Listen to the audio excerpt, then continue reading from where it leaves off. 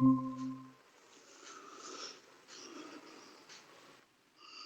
कृष्णा सुमिता माता जी, नित्यानंद प्रभु जी, दंडवत प्रणाम।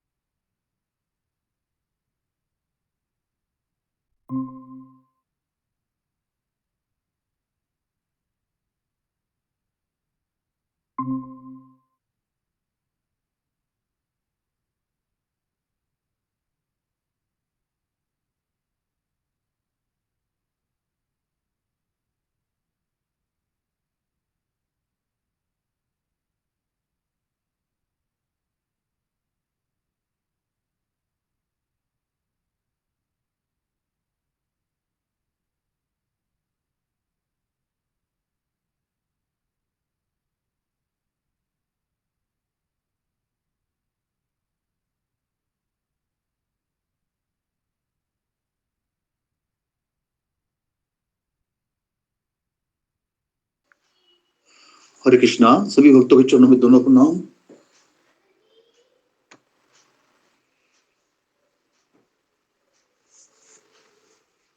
हरे कृष्णा, दंडवत प्रणाम सभी भक्तों को।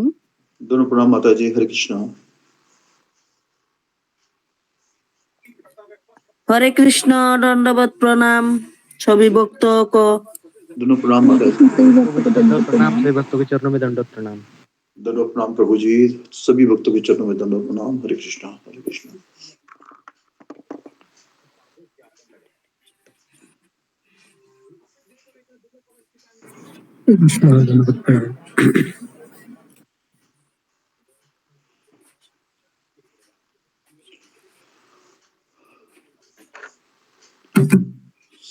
सभी भक्तों के चरणों में दंडवत प्रणाम। हरे कृष्णा।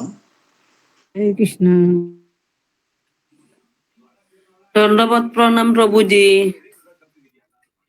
दंडवत प्रणाम माता जी, दंडवत प्रणाम। हरे कृष्णा, हरे कृष्णा।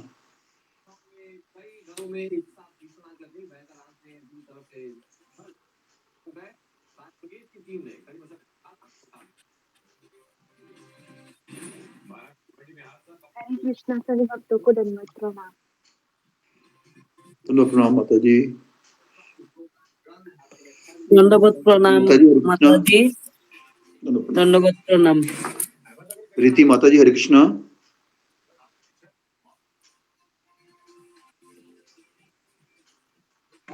हरे कृष्णा प्रभु जी, दंडवत प्रणाम सभी दंडवत भक्तों को प्रणाम माता जी। हरे कृष्ण प्रभु जी, दंडवत प्रणाम। माता जी दंडवत प्रणाम। सभी भक्तों को दंडवत प्रणाम। दंडवत प्रणाम प्रभु जी। सभी भक्तों को दंडवत प्रणाम। दंडवत प्रणाम माता जी।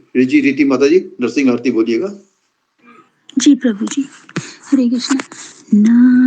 नामस्ते नरसिंहाया प्रहलाद लाथ दाहिने हिरण्यकशिपुर्वक्षः शीलादंखानखालाया इतो नरसिंहा परतो नरसिंहा यतो यतो यामि ततो नरसिंहा बहि नरसिंहा हृदये नरसिंहा नरसिंहमदि शरणं प्रपदे तब कर कमल बरे नखाम अद्भुत श्रृंगाम दलिता हिरण्यकश्यपु तनु भृंगम केशवधृता नरहरि रूपा रूप जय जगदीश हरे जय जगदीश हरे जया नरसिंह देव जया नरसिंह देव भक्त जया नरसिंहदेव जया नरसिंहदेव। भक्त प्रहलाद महाराज जय जय नरसिंहदेव। हरे कृष्ण। प्रभु जी धन्यवाद। धन्यवाद बहुत सुंदर। हरि बोल माता जी। हरि बोल माता जी। हरि बोल।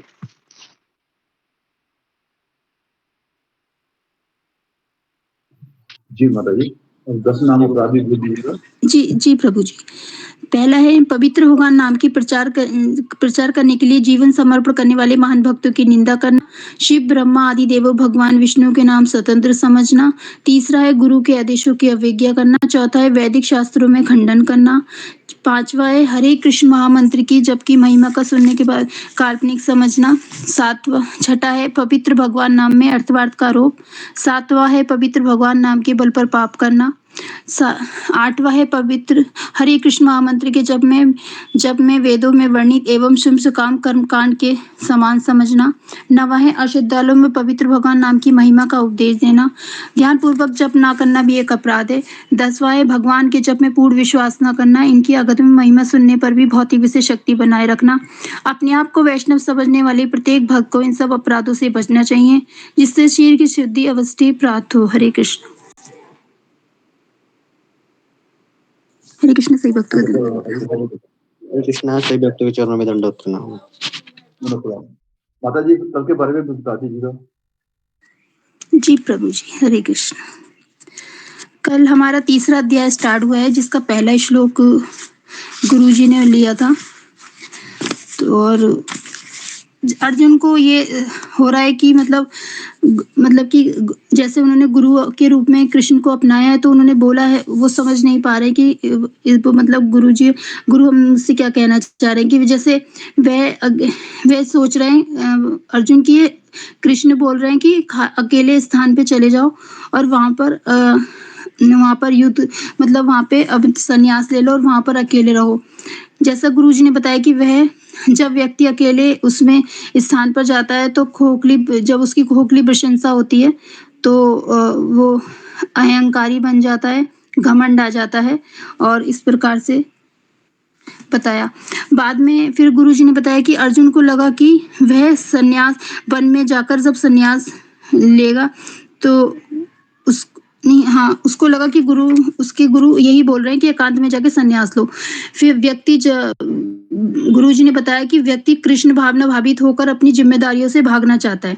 जैसे गुरुजी ने बताया कि जिसे माला करनी थी उसे सुबह 4 बजे उठना ही पड़ेगा।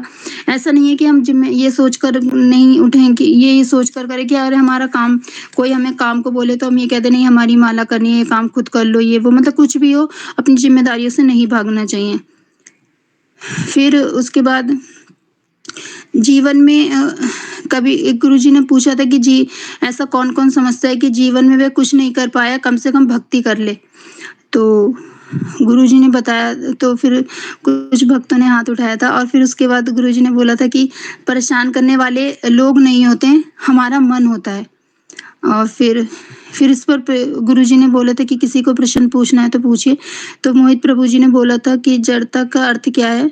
तो जब गुरुजी ने बताया था कि जड़ता का अर्थ है बहाना बनाना, कि मतलब हम अपने काम को लेकर बहाना बनाते हैं, जैसे माला का उदाहरण दिया गया अभी। और फिर शिवानी माता जी ने पूछा था कि सस्ती प्रशंसा से कैसे बचे। तो गुरुजी ने बोला था कि मेरे भीतर हमें ये सोचना चाहिए कि हमारे भीतर कितने अहंकार हैं और मतलब कि कितने अनर्थ हैं और हमारे अंदर क्या क्या पाप हैं, कितने कुछ हैं। तो उन्हें सामने वाले को प्रशंसा कर देनी चाहिए जो करना है उसको, बल्कि उससे हम ये सोच रहे हैं वो ही प्रशंसा के लायक है, हम तो कुछ भी नहीं है। तो इससे हमारा अहंकार भी नहीं आएगा। और फिर गुरुजी ने बताया था कि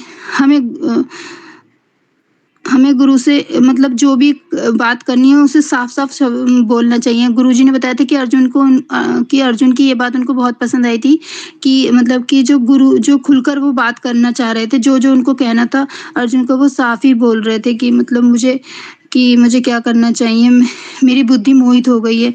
गुरुजी ने पूछा भी था कि किस-किस की बुद्धि मोहित हो गई। ऐसा मेरे पास किसी ने आज तक कॉल नहीं किया कि किस-किस की बुद्धि मोहित हो गई। हम अपनी समस्याओं को लेके हमेशा कॉल करते हैं। उसके बाद गुरुजी ने जैसे उसमें दूसरे अध्याय में भगवान ने जैसे बताया है कि सांख्य योग, बुद्धि योग, इन सब मार्गों का वर्णन किया है, पर अर्जुन ठीक से समझ नहीं पाए कि योगों को पहले कौन-सा योग है, दूसरा कौन-सा है, फिर तीसरा कौन-सा है। मतलब कि वो डिटेल में अब आगे कृष्ण बताएँगे। और गुरुजी ने बताया था कि कर्म करने से पहले हमें सोचना चाहिए कि इसके परिणाम क्या होंगे। मुझे ऐसा नहीं है कि कर्म करके हम सोचें कि अरे अब क्या होगा। ऐसा अगर पहले ही सोच लिया जाए तो कर्म मतलब बाकी के सारे काम ठीक ही हो जाएँगे। मतलब वो हो जाएगा फिर उसको इस तरीके से हमें कौन से रास्ते पे चलना चाहिए, पहले तो हमें ये समझना चाहिए, उसके बाद ही प्रश्न पूछना चाहिए। मतलब ये आगे बढ़ना चाहिए कि हमें भक्ति करनी चाहिए कि नहीं, हम इस पे चल पाएँगे नहीं।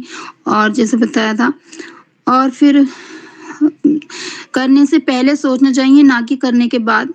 और फिर गुरुजी ने बताया था कि हमें अपने गुरु से साफ-साफ बोलना चाहिए, जो भी गुरुजी से बोले और जो गुरुजी से बोले वो हमें करना भी चाहिए। ऐसा नहीं है कि इस कान से सुना, उस कान से निकाल दिया। तो ऐसे करते-करते गुरुजी ने अभी पहला प्रश्न ही लिया था, तो अभी पहला श्लोक लिया था गुरुजी। प्रभु जी इसके आगे मैं लिख नहीं पाई थी, क्लास कट गई थी, क्षमा करें। हरे कृष्णा। गुरुजी अब कोई गलती हुई तो क्षमा करें, सारी गलतियाँ ही हुई है, इतना मुझे आता नहीं है। हरे कृष्णा। प्रभु जी प्रणाम। हरि बोल माता जी। हरि बोल माता जी, बहुत सुंदर। हरे कृष्णा, सभी भक्तों को दंडवत प्रणाम। हरि बोल माता जी, हरि बहुत बोल, सुंदर। हरि बोल, हरि बोल। हरि बोल माता जी, हरि बोल। सारी भक्तों को दंडवत प्रणाम। कृष्णा गुरु जी के चरणों में दंडवत प्रणाम। हरे कृष्णा हरे हरे कृष्णा कृष्ण सभी भक्तों के चरणों में दंडवत प्रणाम। हरे कृष्णा गुरु जी हरे कृष्णा गुरुजी प्रणाम। हरे कृष्णा सभी हरे भक्तों को कृष्णा दंडवत गुरु जी, प्रणाम। दंडवत प्रणाम। सभी भक्तों को कृष्णा गुरु दंडवत जी प्रणाम, सभी भक्तों को दंडवत हरे प्रणाम। कृष्ण गुरु जी दंडवत प्रणाम, सभी भक्तों को दंडवत प्रणाम। हरे कृष्णा हरे कृष्णा गुरुजी दंडवत प्रणाम। हरे कृष्ण सभी भक्तों को दंडवत प्रणाम। माता जी दंड प्रणाम। प्रणाम। हरे कृष्ण सभी को दंडवत प्रणाम। हरे कृष्ण। हरे कृष्णा सभी को दंडवत प्रणाम। हरे कृष्णा। ओके, तो आगे बढ़ते हरे हैं। कृष्ण गुरु जी दंडवत प्रणाम। हरे कृष्णा गुरु जी दंडवत प्रणाम। हरे कृष्णा। कृष्ण। ओके, तो आगे बढ़ते हैं। ये तो क्यों मिल रहा है? ओम अज्ञानतिमिरान्धस्य ज्ञानाञ्जनशलाकया चक्षुरुन्मीलितं येन तस्मै श्रीगुरवे नमः।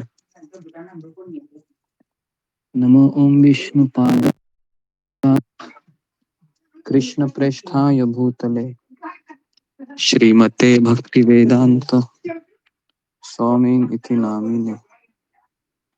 नमस्ते सरस्वती देवी गौरवाणी प्रचारिणे निर्विशेष शून्यवादी पाश्चात्य देशतारिणे। हे कृष्ण करुणा सिंधु दीनबंधु जगतपते गोपेश गोपिका कांत राधा कांत नमस्ते। तप्त कांचन गौरांगी राधे वृंदावनेश्वरी शुभानुसुते देवी प्रणमामि हरिप्रिये। श्री कृष्ण चैतन्य प्रभु नित्यानंद श्री अद्वैत गदाधर शिवासादि गौर भक्त वृंद। हरे कृष्णा कृष्णा कृष्णा हरे हरे हरे राम राम राम हरे हरे। हरे कृष्णा कृष्णा कृष्णा हरे हरे हरे राम राम राम हरे हरे। जी ओके। हरे कृष्ण गुरु जी दंडवत प्रणाम। आवाज सुनाई दे रहा है मेरा सबको? जी गुरु जी। जी गुरु जी। आगे बढ़ते हैं। 2 5 7 9 8 मैं लैपटॉप शुरू करता हूँ, 1 मिनट रुकिए।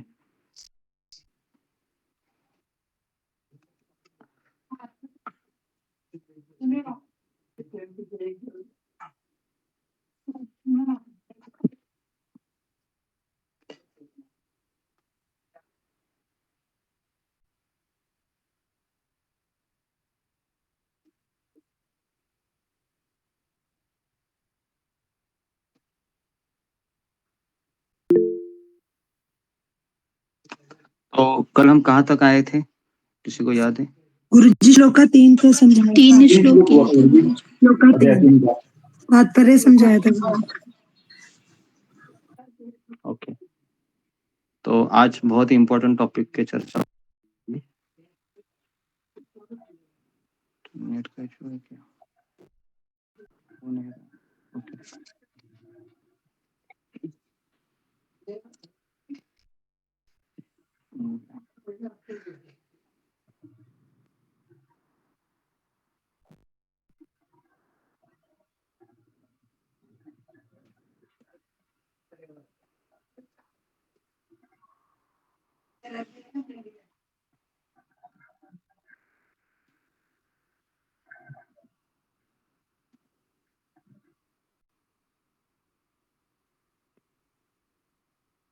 जी, तो अशोक चावला प्रभु, चौथा श्लोक पढ़िए। जी गुरु जी। जी गुरु जी। श्लोक नंबर 4। न कर्माणाम आरंभः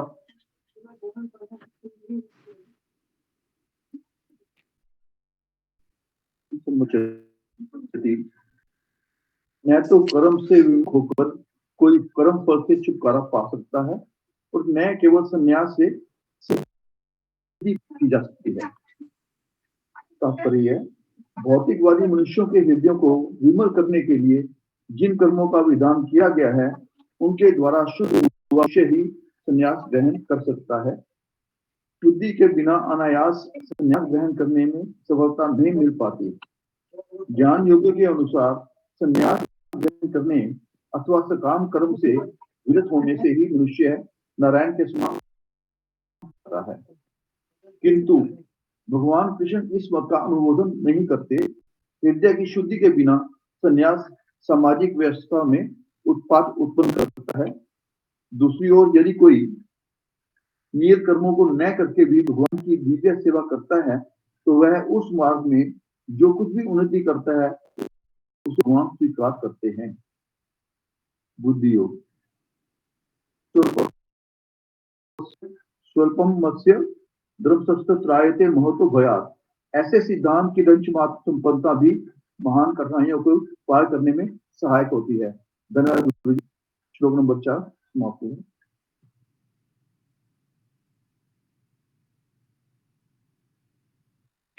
ओके, हरे कृष्णा। चौथे अध्याय, चौथा श्लोक पे हम चर्चा करेंगे आज।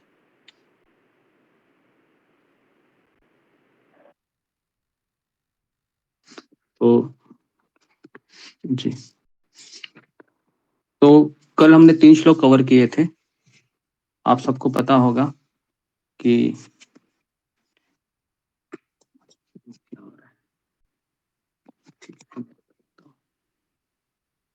तो पहले श्लोक में हमने चर्चा की थी कि अर्जुन का भ्रमित होना, और अर्जुन दूसरे अध्याय में ये समझ लेता है कि मुझे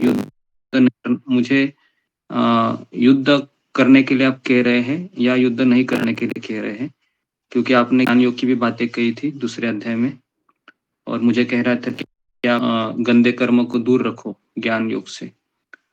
तो और आप ये भी अभी कह रहे हैं कि मुझे युद्ध करना चाहिए, तो मैं भ्रमित हो गया हूँ कृष्ण, मुझे मार्गदर्शन की आवश्यकता है। तो दूसरे श्लोक में वो प्रामाणिकता से या हॉनेस्टली वो ये स्वीकार करता है कि मेरी बुद्धि भ्रमित हो गई है। तो ये स्वीकार करना गुरु के सामने कि मेरी बुद्धि भ्रमित हो गई, ये पहला लक्ष्य जो कल हमने चर्चा किया। दूसरा हॉनेस्टी का ये है कि वह अपने गुरु को पूछता है कि मेरे लिए क्या अच्छा, आप बताइए। ये दूसरी चीज है जो अर्जुन पूछता है। हालांकि ये कोई नहीं पूछता है, सब लोग अपने प्रॉब्लम जाते हैं गुरु के पास। लेकिन अर्जुन ये अलग प्रकार का शिष्य है जो ये कहता है कि मैं मोहित हो गया हूँ और मुझे पता नहीं चल रहा है कि मुझे क्या करना चाहिए। भगवान कहते दो प्रकार के लोग होते हैं, कर्मयोगी और ज्ञान योगी। ठीक है, तो ज्ञान योगी वह व्यक्ति होता है जो जिसके हृदय शुद्ध हुआ रहता है, जो आसान घर छोड़कर जा सकता है ना, पिंजरे से मुक्त हो सकता है। ये घर क्या है? एक पिंजरे की तरह है। क्या लगता है? बराबर है? कितने लोगों को लगता है कि ये घर पिंजरा है? फिंगर को रेज कीजिए। ताकि ये घर पिंजड़े की तरह है और मैं बंद हूँ इस पिंजड़े में, और कोई तो द्वार खोलो जैसे मैं निकल जाऊं। लगता है ना, जैसे मैं आकाश में उड़ूं। लगता है कि नहीं सबको? हाँ, आकाश में उड़ूं मैं से, है ना, खुले आकाश में, कोई मुझे परेशान ना करे, बस मर्जी से जीना चाहता हूँ, ऐसा कुछ। हाँ, तो अर्जुन नहीं सोच रहा था कि मुझे उड़ना है, इस पिंजड़े से मुक्त होना है। लेकिन भगवान ने कहा नहीं, क्योंकि ये पिंजड़ा किससे बना है? कौन बताएगा? पिंजड़ा किससे बना है? फिंगर को रेज कीजिए।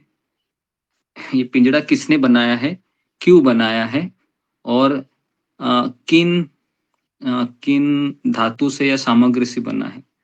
जी, फिंगर को रेज कीजिए। तो आज हम इस पिंजड़े के ऊपर ही फोकस करते हैं। पिंजड़ा, जी बताइए, फिंगर को रेज कीजिए। जी, मंजू सिंह। हरे कृष्णा गुरुजी, दंडवत प्रणाम। गुरुजी, ये पिंजरा हम ही ने बनाया हमारे पूर्व जन्मों के कर्मों से। जैसे कि प्रभुपाद जी भी कहते थे कि हम जो है अपने शरीर का निर्माण करते हैं इस जन्म के कर्मों से। हमारा अगर कर्म अच्छे हैं तो हमें अच्छा शरीर मिलता है, अगर हमारे कर्म तमोगुणी होते हैं तो हमें पशुओं का शरीर मिलता है। और बाकी तो गुरुजी पंच महाभूत होते हैं, पृथ्वी, अग्नि, जल, आकाश। तो स्थूल शरीर उससे बनता है। हरे कृष्णा गुरुजी, दंडवत प्रणाम। पिंजड़ा, ओके। तो देखिए, पहला है सवाल था मेरा, पिंजड़ा किससे बना है? तो लिखिए 3 गुणों से बना है। पिंजड़ा 3 गुणों से बना है, तमोगुण, रजोगुण, सत्वगुण। तो क्या अगर मैं इस पिंजड़े से निकल जाऊं, है ना, हम क्या समझते हैं पिंजड़ा किससे है? ये घर कोई पिंजड़ा समझते हैं ना? क्या लगता है? ये 4 दीवारी कोई पिंजड़ा समझते हैं, लेकिन वास्तव में ऐसा है क्या? वास्तव में ऐसा नहीं है, क्योंकि बाहर का भी क्या है? बाहर जाओगे तो भी क्या है? पिंजड़ा ही है ना। बाहर का पिंजड़ा है, ये अंदर का पिंजरा है। समझ में आ रहा है सबको? पिंजरे का अर्थ है, ये अंदर का पिंजरा है, वो बाहर का पिंजरा है। कहाँ जाओगे उड़ के? कहाँ जाना है आपको? भगवान के घर, ईश्वर के धाम। सब बड़ी बड़ी बातें करते हैं लोग, लेकिन वहां पर जाने के लिए सुबह 4 बजे उठना भी चाहिए। बराबर है, माला भी होनी चाहिए 16 अच्छे से ध्यान पूर्वक। जब भी आप बोलते हैं गोलोक जाना है, वृंदावन जाना है, बात आपकी अच्छी है, बोलना चाहिए, लेकिन उसके लिए हम ये क्या हो गया, तो उसके लिए हम बहुत चीजें करनी भी चाहिए, खास करके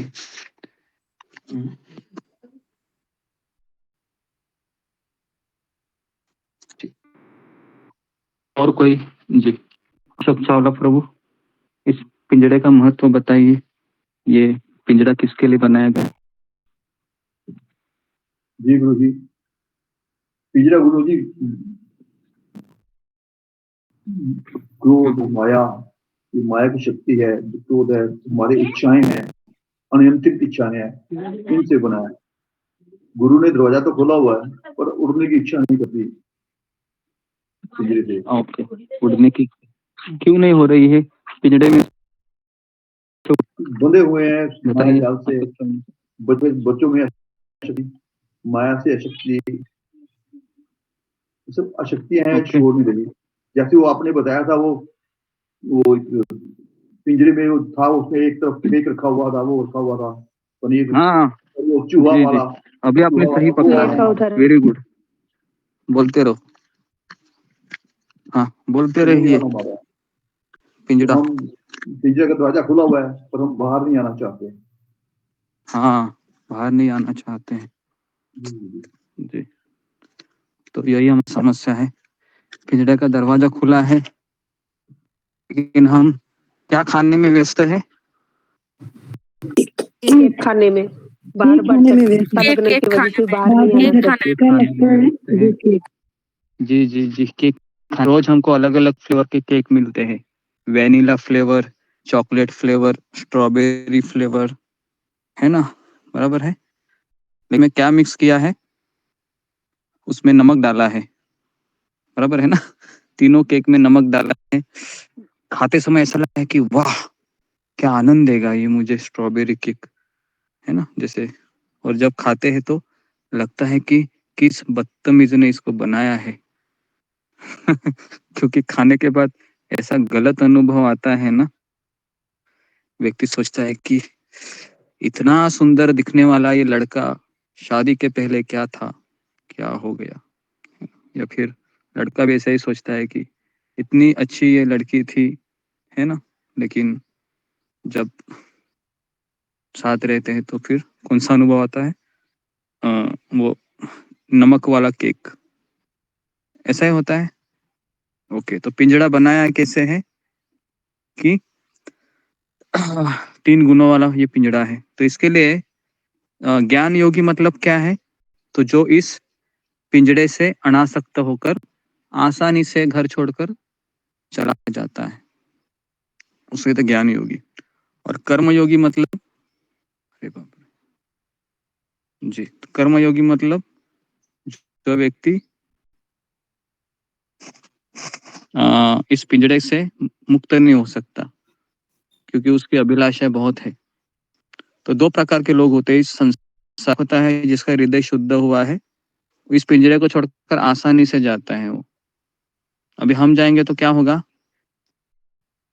क्या होगा बताइए? अगर आप पिंजरे से अभी चले गए 4 दीवारों से बाहर, ये सोचकर कि मैं अभी आजाद हो गया, 26 जनवरी आ रही है, थोड़ा आजादी का जश्न मनाता हूँ, घर से 2-4 दिन बाहर जाता हूँ, चला गया बिचार। और जाने के बाद फिर क्या आ जाता है? एक मिस कॉल आता है, मोबाइल देखते हैं। तो मेरा आप लोगों से अनुरोध है, अगर जाओगे ना तो मोबाइल लेके मत जाओ, है ना? मोबाइल लेके जाएंगे तो बार बार कॉल आते रहेंगे, बार बार मैसेज आते रहेंगे। ओके, तो इसके लिए कर्मयोगी अगर जाएगा, है ना, छोड़कर, तो वो वापस आएगा। लेकिन ज्ञान योगी जाएगा तो आएगा क्या? ज्ञान योगी नहीं जाएगा। ज्ञान योगी क्यों नहीं आएगा? कौन बताएगा मुझे? हाँ जी, फिंगर को रेस कीजिए। ज्ञान योगी क्यों नहीं आएगा? हाँ जी, बताओ जी, शिनू मिश्रा। हरे कृष्ण प्रभु जी, दंडवत प्रणाम। ज्ञान योगी इसलिए नहीं आएगा क्योंकि उसका हृदय शुद्ध हुआ है, शुद्ध हुआ है। उसे ज्ञान हो गया है किस चीज का ज्ञान हुआ है? कि मैं शरीर नहीं, मैं आत्मा हूँ। ओके जी, तो कर्म योगी को ज्ञान नहीं होता है क्या? उसको भी तो ज्ञान होता है, मैं शरीर नहीं आत्मा हूँ। फिर वो क्यों वापस आता है? जी बताइए। है जी, बताओ ममता पाल। हरे कृष्ण गुरु जी, दंडवत प्रणाम। गुरु जी, कर्मयोगी इसलिए वापस आता है क्योंकि उसको पता रहता है कि मैं शरीर नहीं आत्मा हूँ, लेकिन फिर उसका जो वो जिस परिवार में रहता है, जिस संसार में रह रहा है, मतलब तो उसके उस परिवार के सदस्य के ऊपर जो आसक्ति लगाव ज्यादा है, उसकी वजह से तो हाँ भी उसको सब पता रहे कि भी ना पता होता है, ऐसा है। और ज्ञान योगी कैसे उसके हृदय शुद्ध होता है, मतलब उसको वो भगवान के परमात्मा के ऊपर ध्यान देते ज्यादातर, और संसार के प्रति उसका मोह ऐसा कुछ भी नहीं रहता है, मतलब इसीलिए। और कर्मों का सभी आसक्ति के ऊपर ज्यादातर मुझे लगाव ज्यादा। जी, तो मंजू सिंह मुझे बताओ, कर्म योगी और ज्ञान योगी में क्या फर्क है? एग्जाम्पल के समझाओ। गुरुजी जी गुरुजी, इसमें जो मेन है वो जो ज्ञान योगी हैं वो अनासक्त हैं, उनका उनकी इंद्रिय नियंत्रण है। लेकिन जो कर्म योगी हैं वो पूरी तरीके से अनासक्त नहीं है। अगर वो धाम में चले जाते हैं या घर छोड़ के चले भी जाते हैं, तो उनकी आसक्ति उनके बच्चों में रहती है। वो कुछ दिन रहेंगे, लेकिन कुछ दिन बाद ही उनको अपने परिवार की याद सताने लगेगी और फिर वो ये उसमें दृढ़ नहीं रह पाएँगे, जो अपनी साधना भक्ति है उसमें वो दृढ़ नहीं रह पाएँगे और वो वापस आने का सोचेंगे कि नहीं, मैं अपने परिवार के बिना नहीं रह पा रहा हूँ और मुझे अब वापस जाना है। तो ये बेसिक डिफरेंस होता है अनासक्त होने का। ज्ञान उनको भी होता है कि मैं शरीर नहीं हूँ, आत्मा हूँ, लेकिन उनकी इंद्रियों पर नियंत्रण नहीं होता। आसक्ति भाव उनमें आता है, तो वो तुरंत जो है चले जाते हैं। हरे कृष्णा गुरुजी, दंडवत प्रणाम। ओके जी। अशोक चावला प्रभु, आपका क्या कहना है इसमें? कर्मयोगी, ज्ञान योगी।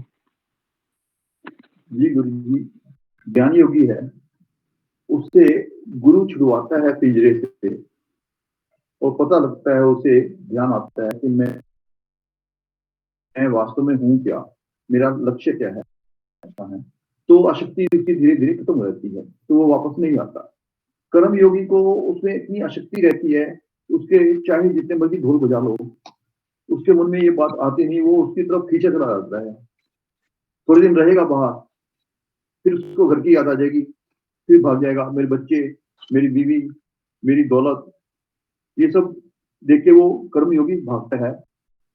तो ज्ञान योगी को कुछ ज्ञान होता है, गुरु द्वारा ज्ञान उसके मन में बिठाया जाता है। जैसे अर्जुन के मन में कृष्ण जी ने ज्ञान बिठाया, तो समझ गए, तो वो समझ है ज्ञान योगी असली मेरा गंतव्य क्या है। पर कर्म योगी नहीं समझता इसे, वो भौतिकता में ही लगा रहता है। गुरु जी, धन्यवाद। ओके ओके जी। तो सबको मुझे लगता है समझ में आ रहा है, ऐसा लग रहा है कि कर्मयोगी, ज्ञान योगी। ओके, तो अभी मुझे पता है कि ज्ञान योगी और भक्ति योगी, इसमें क्या फर्क है? जी बताइए। जी।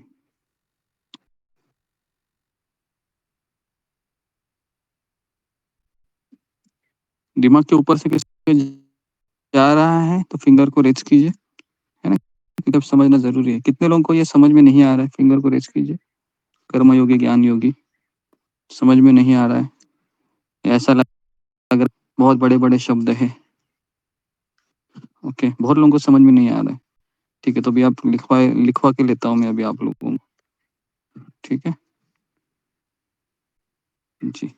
तो जितने लोगों ने हैंड रेस किया है, हाँ सब लोग हैं, अपने हैंड को नीचे करो और मैं कर्मयोगी है उसको लिखवा रहा हूँ, तो सब लोग लिखिए, क्योंकि लिखने के बाद ये क्लियर होगा। नंबर 1, कर्मयोगी होता है वो घर में रहता है। लिखिए, कर्मयोगी घर में रहता है या संसार में रहता है वो। ओके, तो कर्मयोगी वो घर में रहता है।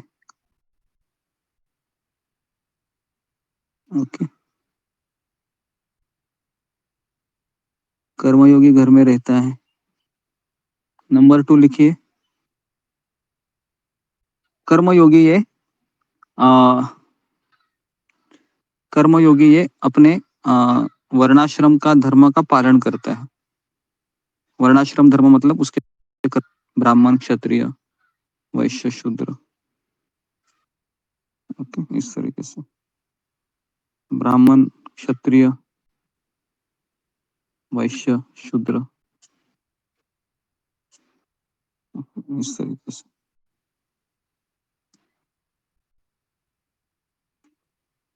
ओके, तीसरा लिखिए,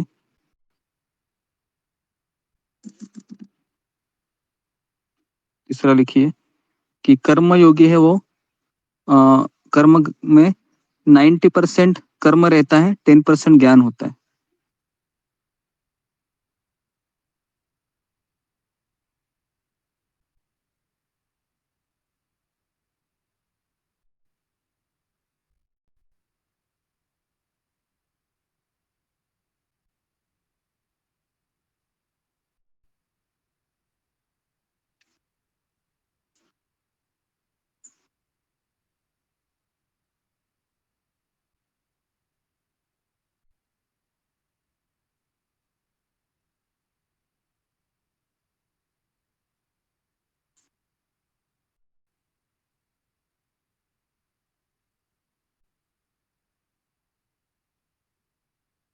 ओके ओके। तो अभी और कर्मयोगी के लिखो, इसका हृदय अनर्थों से भरा होता है।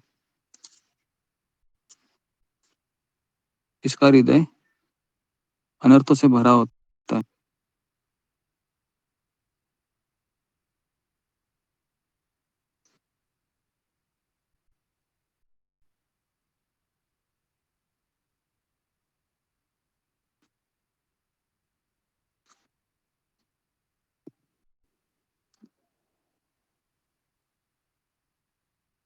इनका हृदय अनर्थों से भरा रहता है।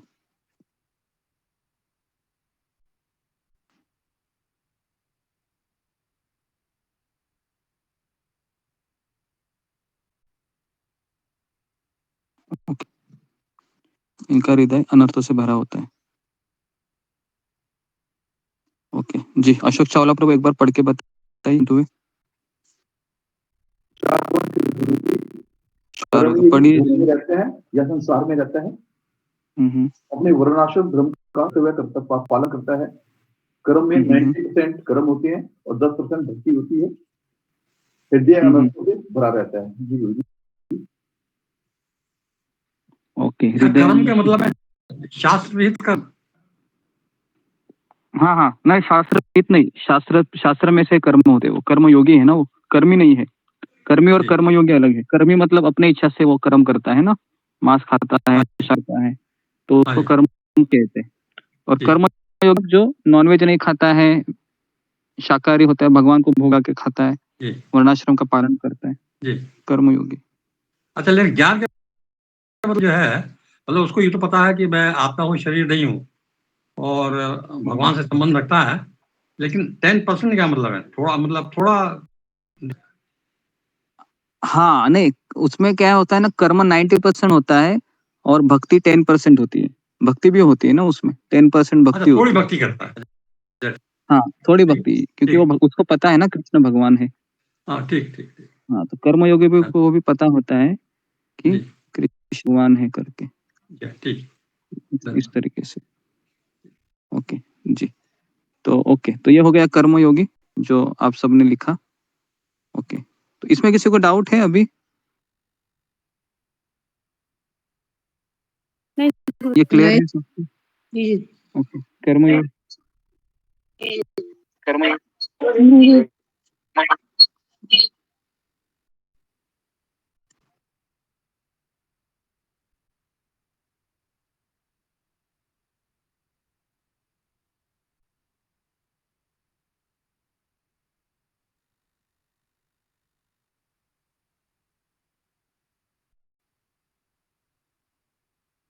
ओके। हरे कृष्णा हरे कृष्णा। आवाज आ रहा है मेरा सबको?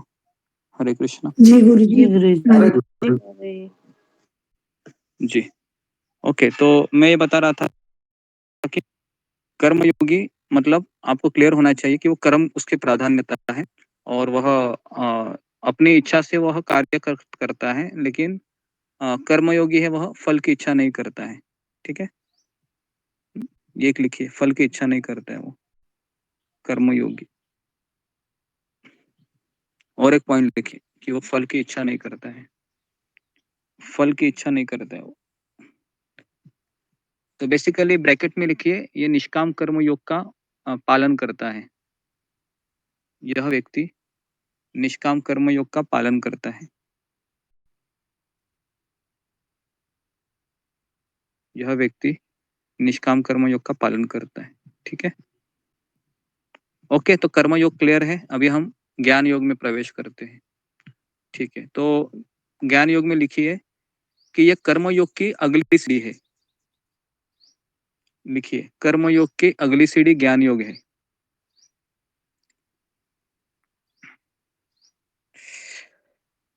तो ओके, तो हमारा क्लास यही समझाने में जाएगा लगता है आज। तो ज्ञान योग ये कर्म योग की अगली सीढ़ी है। दूसरा लिखिए, ज्ञान योगी व्यक्ति घर में नहीं रहता। ज्ञान योगी व्यक्ति घर में नहीं रहता। कहाँ रहता है वो?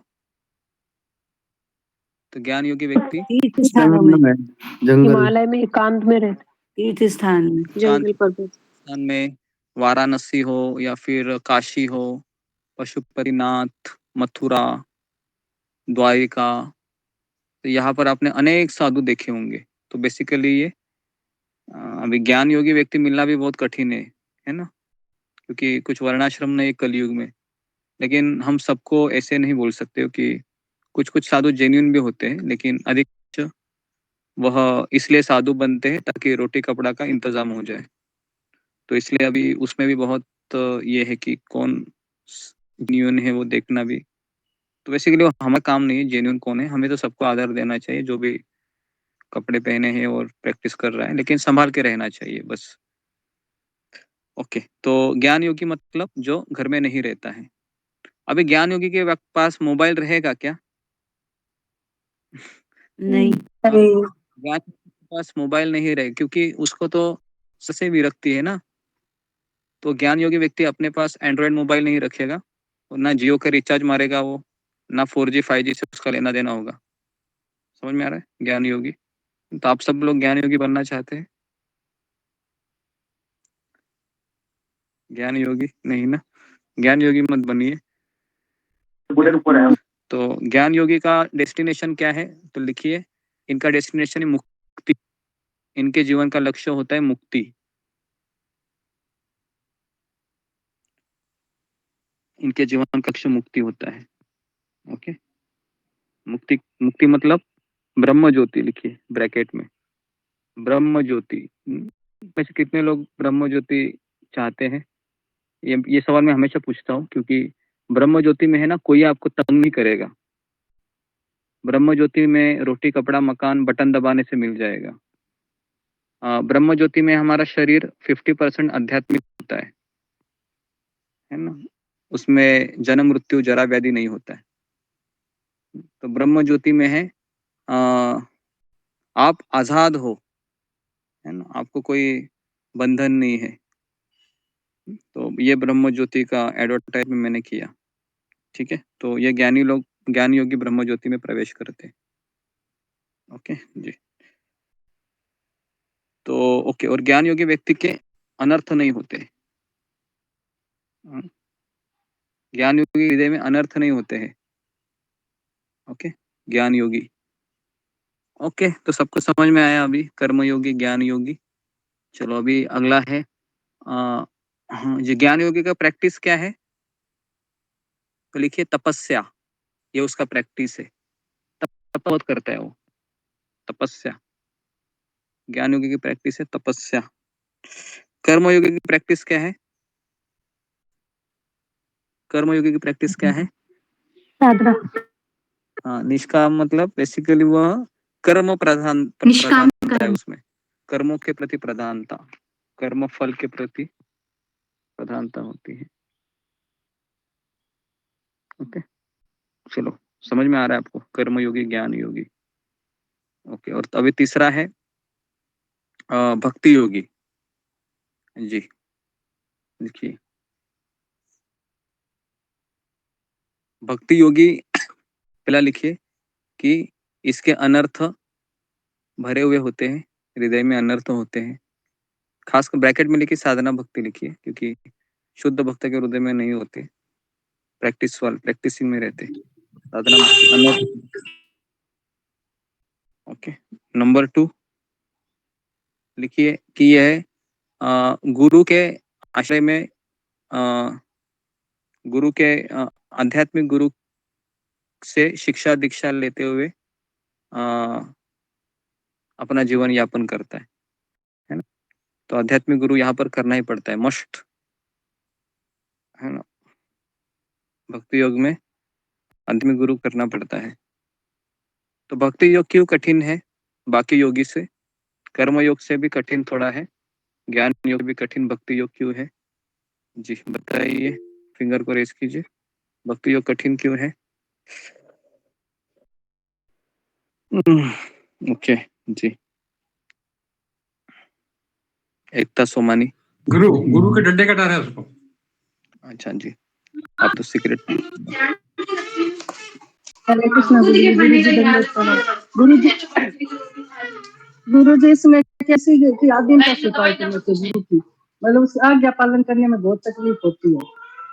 हाँ, इसलिए तुम्हारी बेटी भक्ति और कठिन है। सुमानी, बिल्कुल बोले शांत रहो। इसी- मुझे लगता है वही बेटी इसीलिए है। वो मतलब भक्ति और कठिन होती है। नहीं नहीं, ओके ठीक है। तो जी, तो बेसिकली जो इन्होंने बताया अभी, क्या इनका नाम है, सतीश कुमार माथुर प्रभु ने की, वो डंडे से डर रहता है, वो बात सही है ना। लेकिन कभी कभी वो अच्छे भी लगने लगते हैं, लेकिन इनिशियली वो डर रहता है गुरु के डंडे का, तो इसके लिए वो कठिन होता है, बराबर है। और कर्म योग और ज्ञान योग में आपके ऊपर कोई है क्या? कोई नहीं है, आप अकेला ही हो। तो आप अकेले फिर अपना प्रैक्टिस करो, तपस्या करो। लेकिन ज्ञान योगी, कर्म योगी भी फिर वापस संसार में लौट जाते हैं। क्यों लौट जाते हैं पता है? भले ही अनर्थ निकल गए हैं ज्ञान योगी के, वो क्यों क्यों लौट आ सकता है? कौन बताएगा? चलो इस प्रश्न का मुझे आप उत्तर दीजिए। एक ही लाइन का इसका उत्तर है। ज्ञान योगी व्यक्ति बाद में इसका भी पतन हो सकता है, ज्ञान योगी का। क्यों? जी, फिंगर जी, जुमा गोराई। हरे कृष्णा गुरुजी, दंडवत प्रणाम। गुरुजी, ज्ञान योगी जो आपने बताया कि वो गुरु धारण नहीं करते हैं और नहीं उनका कोई भक्तों का संग रहता है, तो इसमें वो माया से पढ़ सकते हैं गुरुजी, तो कभी भी वो पतन हो सकते हैं। जी गुरुजी, हरे कृष्णा। ज्ञान योग गुरु का कोई कनेक्शन नहीं है अभी तक, वो अपनी प्रैक्टिस कर रहा है ना। उसको भक्ति का कोई ज्ञान नहीं है, गुरु भी नहीं किया है, लेकिन फिर भी उसको तो चले गए हैं, फिर भी वह वापस लौट जाता है। जी, रूबी कुमारी। हरे कृष्णा प्रभु जी, दंडवत प्रणाम। प्रभु जी, इसलिए आता है क्योंकि उसका कोई आश्रय नहीं होता है उनके ऊपर, इसलिए वो वापस जाता है। आश्चर्य नहीं। ओके, ये भी उसका उत्तर नहीं है। जी, ये जी, सुजाता। हरे कृष्णा उनका कोई सेवा नहीं है इसलिए। हाँ, वेरी गुड। तो सुजाता मजे की जरा ताली बजाओ जरा, बहुत अच्छा इन्होंने जो मैं चाहता वही उत्तर दिया है।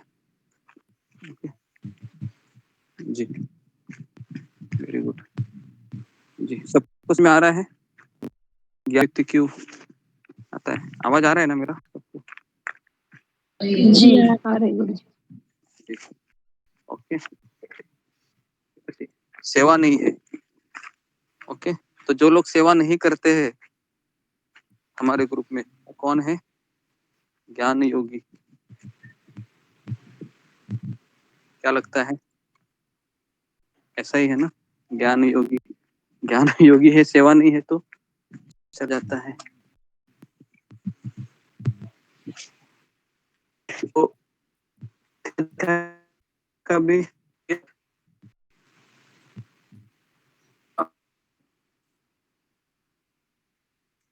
गुरु जी आवाज नहीं आ रही। वॉइस नहीं आ रही गुरुजी आपकी।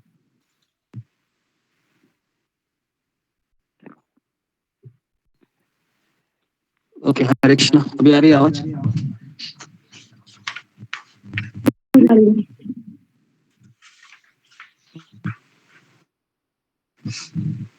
ओके जी, तो अशोक चावला को पैराग्राफ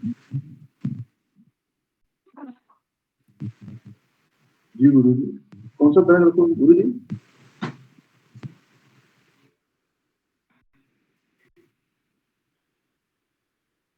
हरे कृष्णा गुरु जी।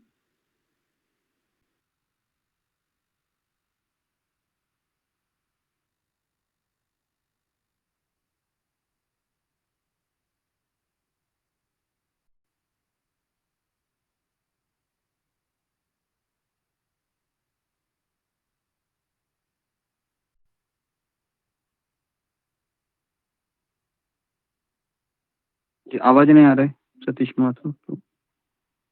अब आ रहा है गुरु जी। हरे गुरुजी। हरे गुरु। अरे ठीक है। हाँ, ये जरा कुछ कहना है किसी को? ओके जी, तो पहला सेंटेंस पढ़िए जरा अशोक चावला प्रभु। चौथे श्लोक का गुरु जी। हाँ वही अपना चौथे अध्याय चौथे श्लोक का है। जी। भौतिकवादी मनुष्यों के हृदयों को विमल करने के लिए जिन कर्मों का विधान किया गया है उनके द्वारा शुद्ध हुआ मनुष्य ही संन्यास ग्रहण कर सकता है। जी, तो यहाँ पर रुक जाइए। देखिए मतलब बेसिकली जो व्यक्ति बिना कर्म फल से कार्य करता है वही व्यक्ति संसार के पिंजड़े से निकल सकता है। ये एक ऑप्शन है हमारे पास। पिंजड़े से निकलने का एक ऑप्शन है कि हमें अपने कर्मों को निभाते हुए एक तरीके से हम निष्काम कर्म करते हुए हम पूरे निकल नहीं सकते, लेकिन निकलने के क्वालिफाइड हो सकते। कैसे? तो ये भी बताता हूं मैं कि जैसे हम निष्काम कर्म करोगे ना तो हृदय शुद्ध होगा, पत्नी के प्रति आसक्ति कम हो जाएगी, और पति के प्रति आसक्ति कम हो जाएगी, बच्चे के प्रति आसक्ति कम हो जाएगी, घर परिवार की आसक्ति कम हो जाएगी। धीरे धीरे धीरे धीरे आप ज्ञान योग के लिए क्वालिफाइड होंगे। लेकिन ये जो विधि है ना, ये अलग विधि है। कर्म योग, ज्ञान योग, अष्टांग योग, भक्ति योग। अभी हमारी विधि कौन सी है? हम डायरेक्ट पशु जीवन से डायरेक्ट भक्ति योग में आश्रय लिए हैं, है ना। तो मैंने याद है आपको 2 प्रकार का लैडर बताया था। एक लैडर है कि जो है ना मंजिलें चढ़ के जाता है, पता है कि नहीं? ये भूल गए, है ना। एक मंजिलें चढ़ के का और एक सीढ़ी का। हाँ योगा लैडर। हाँ, योगा लैडर, है ना। आपको याद होगा मैंने योगा लैडर बताया था आपको, बराबर है। तो योगा लैडर में आपने बताया ना, पशु जीवन से हम शुरुआत करते हैं। हम सब लोग आहार, निद्रा, भय, मैथुन में लगे थे और क्या कहते थे, सब कुछ करते थे एक तरीके से, है ना, जो भी नॉर्मल व्यक्ति कर रहा है। लेकिन अचानक मेरे जीवन में कोई भक्त आता है ना, कहता है कि आप आ जाइए, जरा माला लीजिए, प्रसाद खिलाता है, प्रेम करता है, हमको बहुत केयर करता है, अटेंशन देता है। तो हमें लगता है कि यार इतना अच्छा आदमी है ये, चलो। और अभी ये बोलेगा वो मैं करूंगा। तो फिर वो भक्त से आकर्षित होकर सोचता है कि मैं क्या करूं आपको खुश करने के लिए। अच्छा तो ले लो, माला ले लो करके, ठीक है मैं माला करूंगा। तो इस तरीके से माना शुरू कर देता है। उसको पता नहीं है कृष्ण क्या है क्या नहीं, बस उसको भक्त अच्छा लगता है। माला शुरू किया, हरे कृष्णा हरे कृष्णा हरे कृष्णा हरे कृष्णा। फिर उसको पता है अरे अंदर मेरे को कुछ हो रहा है, अभी लगता है कि मेरा जिंदगी भी बदलने वाला है। फिर वापस कॉल आता है, हाँ अभी मैं क्या करूँ? बोलते क्या खाता है अभी? तो नॉनवेज का। अरे नॉनवेज नहीं खाना चाहिए। अच्छा छोड़ दो? हाँ छोड़ दो। अच्छा ठीक है छोड़ देता हूँ। समझ में आ रहा है मैं क्या बोल रहा हूँ? तो इस तरीके से वो धीरे धीरे धीरे धीरे वो भक्ति योग तक तो वो ये सूल रोग छोड़ देता है। देखो नॉनवेज छोड़ना, चाय कॉफी छोड़ना, प्याज लहसुन छोड़ना, है ना, ये कोई भक्ति में बड़ी बात नहीं है। बड़ी बात कौन सी है भक्ति में छोड़ना? कौन बताएगा? वो 4 अक्षरी शब्द, वो है अहंकार। अपनी इच्छा को अहंकार अहंकार। अहंकार को छोड़, अहंकार अहंकार अहंकार को छोड़ना कठिन है, बराबर है। हम सब कुछ छोड़ देते हैं लेकिन अहंकार को नहीं छोड़ते हैं। इसके लिए हम बहुत पसीना बहाते हैं। वो लंगर पता है ना, वो स्टोरी बोट वाले का, बहुत पसीना बहाता है वो। अरे चलो चलो, चल नहीं रही बोट, बाप रे पसीना निकल गया। 6 घंटा में, रात को इतना मैं जोर लगा रहा हूँ। जैसे सूर्योदय होता है, कहाँ पर उसकी बोट तो उधर ही है उधर ही रहता है ना बेचारा। तो वो बोटमैन कौन है? वो मैं हूँ बोटमैन, बराबर है। वो कोई आप वो नहीं है। हमको लगता है वो है, मैं बोटमैन नहीं हूँ, मैं सुधर गई हूँ या मैं सुधर गया हूँ। तो वो बोटमैन मैं ही हूँ, बराबर है। तो इसके लिए राधानाथ महाराज कह रहे थे, एक बार सुनना है महाराज क्या कह रहे थे अहंकार के बारे में? आज ही मैंने वो सुना लेक्चर, सुनना चाहेंगे तो मैं आपको बताता हूँ। जी गुरुजी। जी गुरुजी सुनाइए। तो जी सुनिए, राधा महाराज कह रहे थे कि आप हिमालय पर्वत को देखे हैं? तो सारे ऑडियंस कहते हैं कि हाँ हमने देखा है। फिर कहते हैं कि क्या आप उसको हिला सकते हैं? तो कहा कि नहीं, हम कैसे हिला सकते हैं उसको, असंभव है। फिर महाराज कहते कि अगर हम सत्संग के 100 लोग हैं, उस समय 100 लोग बैठे थे, अगर हम 100 लोग खड़े हो गए और फिर अगर हम हिमालय को हिलाने की चेष्टा किए, क्या हिला सकते हैं? तो महाराज उसमें एक्शन करते 1 2 3 4 5 6 ऐसे पुश, ऐसे जोर से बोलते इंग्लिश में, है ना। तो सभी भक्त हंसते हैं, तो कि क्या ऐसा हो सकता है? नहीं हो सकता। फिर महाराज कहते हैं कि, है ना, एक बार हिमालय है वो हिल सकता है लेकिन समझ में आ रहा है, हमारा अहंकार है, बाप रे बाप रे बाप रे बाप रे बाप, वो अच्छी बिल्कुल नहीं हिल सकता है वो, कितना भी उसको जोर लगाओ, हाँ पूरा ऐसा, है ना, पसीना निकल जाएगा, पेशाब आ जाएगा जोर लगा के, लेकिन अहंकार नहीं निकल सकता। ये अहंकार एक ही चीज से निकलता है, पता है कब? जब गुरु की कृपा होती है तभी निकलता है, नहीं निकलता है। और वो भी भगवान ही चेक करते हैं कि इसने गुरु प्रसन्न किया है क्या, क्योंकि गुरु ये माध्यम होता है ना, गुरु ये एक जरिया होता है कृपा का। तो गुरु प्रसन्न हो गया, और फिर गुरु भगवान से भी नहीं कहते कि आप इसको कृपा दे दो, वो भगवान ही समझ जाते हैं प्रसन्न किया है करके, तो तुरंत उसको फिर वो अहंकार, एक्चुअली फिर उसको पता चलता है कि मुझे अहंकार पे काम करना चाहिए, इस तरीके से। तो ठीक है, तो सन्यासी तभी हो सकता है, तो हमको सन्यास नहीं लेना है, है कि प्रभुपाद के आदेशों का पालन करो घर में बैठकर, वही हमारा सन्यास है।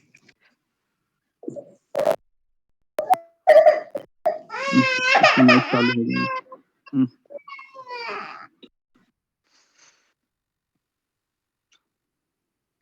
ओके, तो ओके आगे बढ़ते हैं। अभी अगला लाइन में पढ़ता हूँ,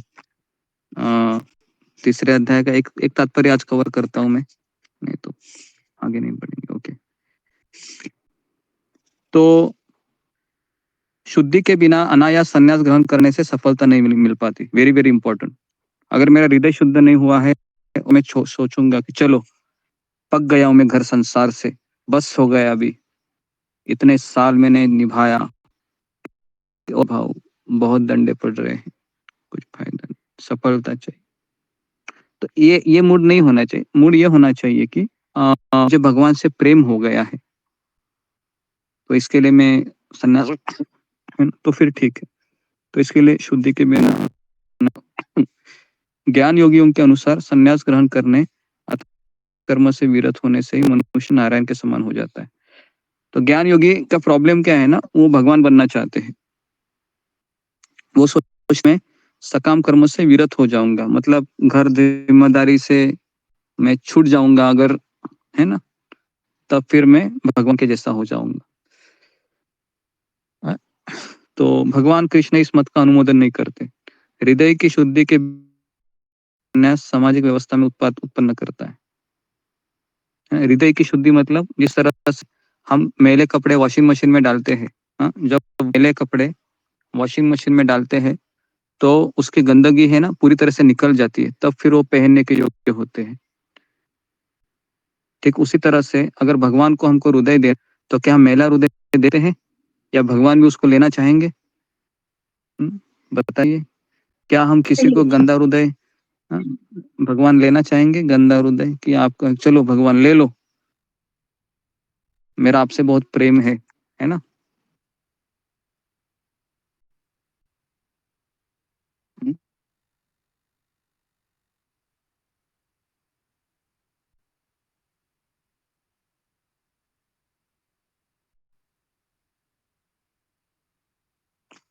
ओके जी, हरे कृष्णा। तो जी, तो गंदा हृदय किसी को अच्छा नहीं लगता है। अगर ऐसा हो जाता था तो लड़का लड़की को देखने आया है, हाँ क्या, शादी करने के लिए, और लड़की ने देखा कि लड़के के ऐसे वो स्कैनिंग हो करके, अरे बाप रे, इसका हृदय देखो कितना गंदा है, शादी नहीं करूंगा इससे। तो ऐसा हो जाता तो कितना अच्छा रहता था ना। अभी क्या होता है कि हम केवल जन्म कुंडली देखते हैं, लड़का कितना कमाता है यही देखते हैं, और 2-4 लोगों से पूछते हैं, है ना। तो हृदय की शुद्धि के बिना, हृदय शुद्ध का मशीन किसके पास है? किसके पास नहीं है, बराबर है? तो इसके लिए अभी हम किस पे भरोसे, जो माला कर रहा है मतलब इसका हृदय शुद्ध होगा, कुछ तो होगा, कुछ तो इंसानियत रहेगी इसको, माला का जप कर रहा है।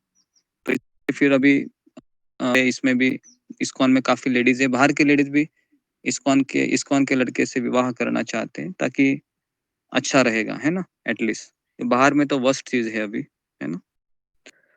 तो हृदय की शुद्धि के बिना हम उत्पात मचा सकते हैं, क्योंकि हृदय जब तक गंदा है तब तक भगवान उसके अंदर नहीं आ सकते।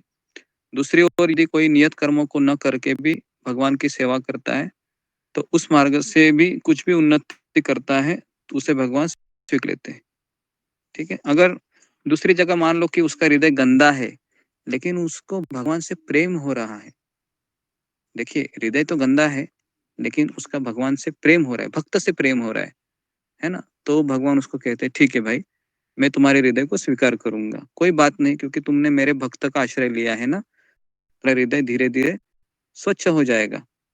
लेकिन जो ऐसा लगता है कि बहुत सोफिस्टिकेटेड व्यक्ति है ना, सारे काम बहुत अच्छे से टिप टॉप करता है लेकिन उसका हृदय गंदा है, उसको भक्त अच्छा नहीं लगता है, तो फिर भगवान ऐसे हृदय में नहीं आते, ठीक है। तो इसलिए एक कवि बोलते हैं ना कि मेरे मन मंदिर में एक बार तो आ जाओ गिरिधारे, आ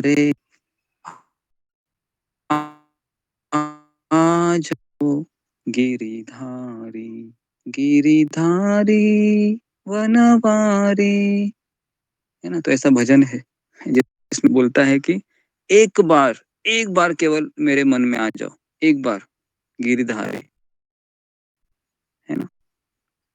बहुत सुंदर वो भजन है, महाराज गाते हैं, राधानाथ महाराज का। ये गुरुजी राधानाथ हाँ, महाराज जी के भजन सुनी थी मैं, ये भजन। उसमें महाराज गाते हैं, मेरे मन मंदिर में एक बार तो आ जाओ गिरिधारी। तो एक बार हम भगवान को बुलाते हैं, है ना जी। तो ओके, तो 5वां श्लोक पे चलते हैं। आप सबकी आज्ञा है तो चलते हैं 5वें श्लोक पे। 5वां श्लोक बहुत कमाल का श्लोक है, इसमें भगवान पूरा सब कुछ बोल रहे हैं अभी, ओके जी। तो 5वां श्लोक है जी जी। तो नहीं कश्चित् जातु तिष्ठति अकर्मकृत कार्यते ही अवश्य कर्म सर्व प्रकृति जय गुणे। प्रत्येक व्यक्ति को प्रकृति से अर्जित गुणों के अनुसार विवश होकर कर्म करना पड़ता है, वेरी वेरी इंपॉर्टेंट। हम विवश होकर कर्म करते हैं, देखो आप सुबह उठने के बाद हमारी इच्छा ना हो हमको ड्यूटी करनी ही पड़ती है, बराबर है। तो जरा माइक को बंद कीजिए रंजित। तो 3 गुणों के कारण मैं विवश होकर कर्म करता हूँ, है ना, 3 गुणों के कारण। तो इसके लिए आप में से कितनों का अनुभव है, जैसे रात होती है मेरी आंखें बंद हो जाती है और जैसे सुबह होती है तो मैं काम जाता हूँ अपने आप ही ना, क्या लगता है अंदर से एक गुण हमको एक्टिव करते हैं। देखो आप, जैसे सुबह के 8 बजे व्यक्ति भागता रहता है, रात के 10 बजे अभी बस हो गया सो जाता हूँ मैं, अपने आप ही होता है, देखो आप, है ना, बराबर है। शाम को 6 हो गए, थोड़ा रिलैक्स सोचेगा, अभी अभी मुझे चेंज चाहिए, है ना, 6 बजे मनोरंजन सोचता है, शाम को थोड़ा सा कुछ, है ना, चटपटा खा लूं, पानी पूरी वगैरह, और बस थोड़ा 7 बजे फिर टीवी देखूं। तो ये सब उसको अंदर से ही वो रिएक्ट से गुण उसको विवश करते करो, ये सब रजोगुण तमोगुण सत्वगुण, है ना, अंदर से होता है ये सब चीजें। तो कहते हैं गीता में कि व्यक्ति का स्वभाव, मतलब अगर उसका स्वभाव 3 गुणों से बना है ना, कोई घमंडी रहता है, कोई कोमल हृदय का होता है, कोई खेर वाला होता है ना, कोई एकदम चतुर होता है। तो ये सारे स्वभाव 3 गुणों के अलग अलग मिश्रण द्वारा बने हैं। जैसे अभी मैं हूँ और अगर अशोक चावला प्रभु है, ठीक ठीक है। अगर मेरे में सत्वगुण 50% है, रजोगुण 20, तमोगुण 30 है, तो है ना, तो अशोक चावला प्रभु का कुछ वेरिएशन अलग अलग रहेगा। तो यहाँ पर मान लो 80 लोग हैं, तो 80 लोगों का 3 गुणों का वेरिएशन अलग रहेगा। किसी का 30, 50, 20 ऐसा रहेगा, है ना, किसी का 20, 20, 60 ऐसा रहेगा। लेकिन कलयुग में मैक्सिमम सत्वगुण 5%, 2%, 10% ही रहता है। मैक्सिमम रजोगुण रहता है 50%, तमोगुण 40%। हम सब लोग ऐसे ही है, वेरिएशन वाले, बराबर है ना। तो रजोगुण इतना भरा हुआ है कि कभी कभी माला नहीं हुई तो फिर तुरंत अटैक हो जाता है। रजोगुण का इतना भयंकर अटैक होता है, फिर व्यक्ति हताश होता है, अरे यार इतना दिन माला करने के बाद भी ये क्या हो रहा है मेरे साथ। माला आपका कर तो रहे हो, लेकिन आज गड़बड़ी कर दी आपने, ठीक। तो इसके लिए विवश होकर कर्म करना पड़ता है, विवश, है ना। इसी अध्याय में अर्जुन पूछता है वो क्या ऐसा होता है कि मेरी इच्छा नहीं होती है पाप करने की, लेकिन हो जाता है ना। इसी अध्याय में वो पूछेगा अर्जुन के ऊपर, और फिर हम डिटेल में आपको बताते हैं, बराबर है। कितने लोगों का ऐसा होता है, मेरी इच्छा नहीं पाप करने की, लेकिन अंदर से ऐसी भयानक इच्छा होती है ना कि मैं कर देता हूँ, है ना। अंदर से विवश होता हूँ मैं वो करने को, है ना। उत्तर भी हम देखेंगे, सबका प्रॉब्लम है ये। अतः कोई भी एक क्षण भर के लिए भी बिना कर्म किए नहीं रह सकता, ठीक है। एक क्षण भर के लिए भी कर्म करके नहीं रहे। एक क्षण भर भी हम हम एक क्षण भर भी ऐसा सोचे ओम शांति शांति शांति ओम, कुछ नहीं चाहिए मेरे दिमाग में, कोई विचार ना आने दो, आंखें बंद करूं, कान बंद करूं, मुंह बंद करूं, सारे 10 के 10 द्वार बंद करूं, कुछ नहीं, ऐसा कभी हो सकता है? एक क्षण भर भी सकता, बराबर है। ये तभी होता है जब आप सो जाते हैं। लेकिन अब सोने के बाद भी देखो हमारा माइंड चलता रहता है, देखो इसलिए सपने गिरते हैं, बराबर है। सोने के बाद भी हम ठीक से सो नहीं पाते, कभी कभी ऐसे भयानक सपने रहते हैं कि व्यक्ति ऐसे ऊपर नीचे करता है, सामने वाला व्यक्ति सोचता है इसको क्या हो रहा है, क्या सपना देख रहा है पता नहीं। जो बगल वाला होता है ना सोने वाला, वो व्यक्ति देखता है अरे ये सो रहा है लेकिन इसका शरीर क्यों हिल रहा है इतना, मतलब कोई तो सपना देख रहा होगा। कभी कभी पता है बगल वाला व्यक्ति हंसता है ऐसे थोड़े से, ऐसे बच्चों को देखा होगा कभी कभी ऐसे ऐसे है ना, सोने वाला व्यक्ति। तो ऐसा क्यों होता है ऐसा? क्योंकि वह सपना रहा है, उसका माइंड एक्टिव है। सोचो भगवान ने ऐसे 3 गुण डाल दिए हैं ना, हम चाहकर भी शांत रह सकते। कितना भी आप शांत बैठो कि परेशान हो गया हूं मैं, मुझे शांति चाहिए, लेकिन आप शांति बैठोगे ना, तुरंत आपके मन में विचार आएगा, बहुत दिन हो गए मोबाइल अभी तक देखा नहीं, बहुत समय हो गया, देखो मैसेज आया होगा, अंदर से आवाज आती है देखो। फिर आप शांत बैठ सकते हैं क्या? शांत नहीं बैठोगे। कितने लोगों का ये अनुभव है, मैं शांत बैठना चाहता हूँ, लेकिन अचानक मन में विचार आता है, अरे मोबाइल का स्टेटस देखा नहीं है इतने जनों का, वो तो मेरा रोज का एक्टिविटी है ना। फिर सोचते हैं नहीं, फिर वापस वही विचार आता है, फिर वापस बोलते हैं नहीं नहीं, फिर बोलते हैं अच्छा ना बोल ही रहा है तो चलो ले ही लेते हैं, और फिर ले लेते हैं। फिर कितना, आधा घंटा 1 घंटा, हाँ हाँ क्या लग रहा है, ऐसे ही आधा घंटा 1 घंटा बराबर ऐसे होता है ना, क्या लगता है? जी गुरुजी। जी गुरु जी ऐसे होता है ना, ऐसा ही होता है जी। तो आप बोलोगे मुझे कैसे? जी गुरुजी। तो सबकी यही स्टोरी है, ओके, सबकी यही स्टोरी है कि उसको लगता है कि बस अकेला छोड़ दो मुझे, लेकिन हम अकेले नहीं रह सकते हैं, क्योंकि हमारा मन हमें हमारे साथ रहेगा, है ना। कभी कभी ऐसा लगता है कि क्या करूं और क्या नहीं, शाम होने कहीं मन नहीं लग रहा है ना। अभी तो कभी कभी तो मोबाइल में भी मन नहीं लगता है, सोचता है क्या करूं, ऐसा लगता है पागल हो जाऊंगा, पागल हो जाऊंगी, क्या करूं, माला उठाऊं तो माला में टेस्ट नहीं है, क्या करूं क्या करूं क्या करूं, तो ऐसे वो सोचता रहता है कभी कभी, पता है एकदम अलग ही उसकी सिचुएशन हो जाती है। तो इसके लिए ये जो श्लोक है ना कि एक क्षण भर के लिए भी बिना कर्म किए नहीं रह सकता हो, एक क्षण भर सोचो, एक क्षण भर, किसी को भी आप देखो, है ना, यहाँ पर ही आप अड़ोस पड़ोस में देखो, केवल आप देखते रहो, उसके उसके आंखें ऐसे घूमती रहेगी, कुछ तो सोच रहा होगा वो। आपको लगता है कि आराम कुर्सी में बैठा है, लेकिन उसके माइंड में बहुत फील्डिंग चल रही होगी, बहुत प्लानिंग कर रहा होगा वो, इसके बाद कल ये करूंगा, इसके बाद वो करूंगा, कल मुझे यहाँ जाना है वहां जाना है। बैठा तो है ऐसे आराम से, नहीं उसका मन भाग रहा है।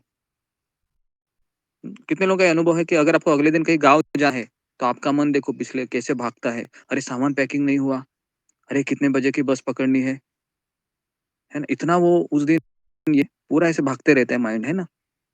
बराबर। तो देखो, तो हमारा ये हाल है।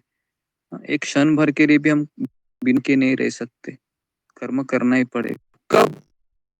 जेल नहीं तो क्या है ये? अभी समझ में आ रहा है? ये जेल है ये इसी को जेल कहते हैं। चाह कर भी हम कुछ नहीं कर सकते। किसी ने हमें जोर से कस के बांध दिया है। इच्छा तो है निकलने की, लेकिन नहीं निकल सकते। ट्रैप हो गए हम पूरी तरह से। सोचो। जी। मैंने आपको पूरा एक तरीके से मैंने आपके सामने एक सीन क्रिएट किया, है ना? हमारे लाइफ का कि किस तरह से हम इस संसार में, है ना, रह रहे हैं, जी रहे हैं।